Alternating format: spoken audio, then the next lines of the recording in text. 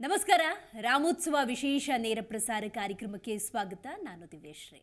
ಇವತ್ತು 500 ವರ್ಷಗಳ ಹೋರಾಟದ ಫಲ, ಬಹಳಷ್ಟು ಭಾರತೀಯರು ಕಾತರದಿಂದ ಕಾಯ್ತಾ ಇದ್ದಂತಹ ಆ ಕ್ಷಣ ಸನ್ನಿಹಿತವಾಗ್ತಾ ಇದೆ. ಮಧ್ಯಾಹ್ನ 12:20ಕ್ಕೆ ಸರಿಯಾಗಿ ಪ್ರಾಣ ಪ್ರತಿಷ್ಠಾಪನಾ ಕೈಂಕರ್ಯಗಳು ಪೂರ್ಣಗೊಳ್ಳುತ್ತೆ. ನೋಡಿ, ಕಳೆದ ಒಂದು ವಾರದಿಂದಲೇ ಪ್ರಾಣ ಪ್ರತಿಷ್ಠಾಪನೆಯ ವಿಧಿವಿಧಾನಗಳು ಆರಂಭವಾಗಿದ್ದಾವೆ. ಅಯೋಧ್ಯೆ ಅಂದಾಗ ಬಹಳ ವಿಶೇಷವಾದಂತಹ ದಿನ ಇದು ಅಂತ ಹೇಳಿದ್ರೆ ನಿಜಕ್ಕೂ ತಪ್ಪಾಗೋದಿಲ್ಲ. ಯಾಕಂದರೆ ಸಾಕಷ್ಟು ತ್ಯಾಗ ಬಲಿದಾನಗಳ ನಂತರದ ಸಂದರ್ಭದಲ್ಲಿ ಭಾರತದ ಒಂದು ಬಯಕೆ, ಭಾರತೀಯರ ಒಂದು ಆಸೆ, ರಾಮ ಭಕ್ತರ ಕನಸು ಇವತ್ತು ನೆರವೇರ್ತಾ ಇದೆ.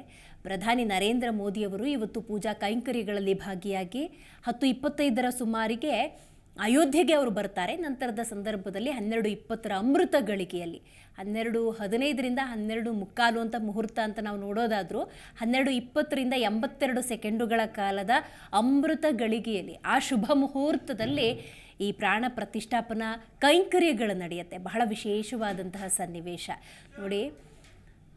ಶ್ರೀರಾಮ ರಾಮ ರಾಮೇತಿ ರಮೇ ರಾಮೇ ಮನೋರಮೆ ಸಹಸ್ರನಾಮ ತತ್ತುಲ್ಯಂ ಶ್ರೀರಾಮನಾಮ ವರಾನನೆ ಅಂತ ಹೇಳ್ತಾರೆ.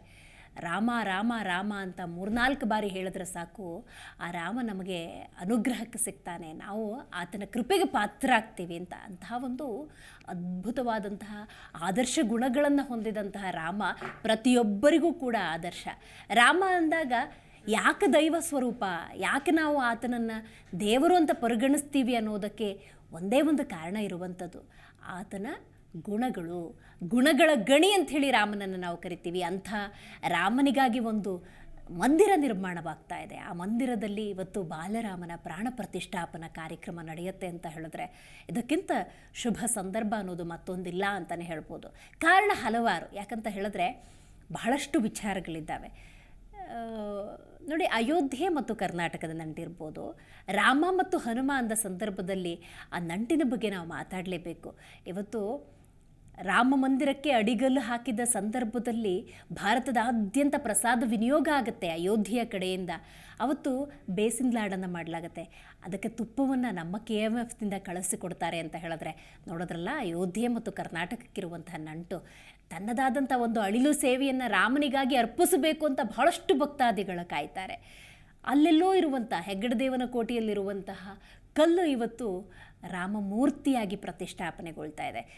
ಅಯೋಧ್ಯೆಯ ರಾಮ ಮಂದಿರ ನಿರ್ಮಾಣವಾಗುತ್ತೆ ಅಂದಾಗ ರತನ್ ಟಾಟಾ 10,000 ಕೋಟಿಯನ್ನು ಕೊಡ್ತೀವಿ, ಖಂಡಿತವಾಗಲೂ ರಾಮ ಮಂದಿರ ನಿರ್ಮಾಣ ಮಾಡಿ ಅಂದಾಗ ರಾಮ ಮಂದಿರ ಪ್ರತಿಷ್ಠಾನ ಟ್ರಸ್ಟ್ ಏನಿದೆ ಅದನ್ನು ಒಪ್ಪಿಕೊಳ್ಳೋದಿಲ್ಲ.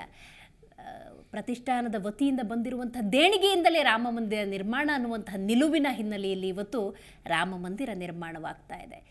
ರಾಮ ಮಂದಿರ, ರಾಮನ ಮೂರ್ತಿ ನಿರ್ಮಾಣ ಅಂದಾಗ KG ಗಟ್ಟಲೆ ಚಿನ್ನ ಕೊಡೋದಕ್ಕೆ ಸಿದ್ಧರಿದ್ದರೂ ಕೂಡ ಒಂದು ಕಲ್ಲಿನ ರೂಪದಲ್ಲಿ ಶಿಲೆಯಾಗಿ ಕರ್ನಾಟಕದ ಮೈಸೂರಿನ ಶಿಲ್ಪಿಯ ಕೈಯಲ್ಲಿ ಬಾಲರಾಮ ಅರಳಿರೋದು ಬಹಳ ವಿಶೇಷ.